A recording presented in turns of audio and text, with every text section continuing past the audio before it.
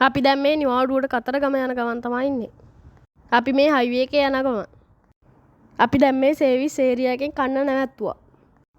මුලින්ම අපි කිරින්දට ගියා. මේ තියෙන්නේ කිරින්ද බීච් එක. දැන් අපි හොටෙල් එකට යන ගමන්. මේ තියෙන්නේ අපි නැවතිලා ඉන්න හොටෙල් එක. ලස්සනයිනේ. මේක නම ග්‍රෑන්ඩ් මූන් හොටෙල්.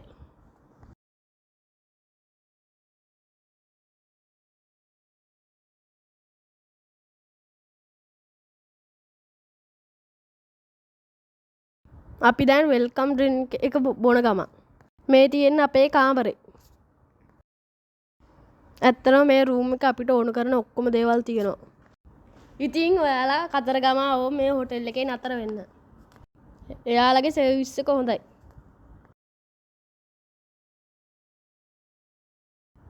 දැන් අපි හොටෙල් එකෙන් කන ගමන්. අපි උදේට මේ හොටෙල් එකෙන් සිංහලයි වෙස්ටුනුයි දෙකම කෑවා. අපි වැඩ සිටි කන්ද බලන්න ගියා. මේ තියෙන්නේ කිරිවෙහෙර. ඊට පස්සේ අපි ස්විමින් කරා. දැන් අපි රැට කන ගමන්. ඉතින් මේ ඊළඟ දවසේ උදේට බුෆේ එකක් තිබ්බේ.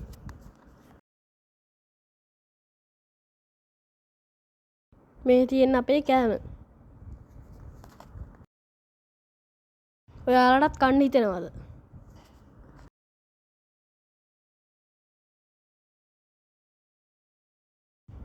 ඔයාලට දැන් මුළු බුෆේ එකම බලා ගන්න පුළුවන්.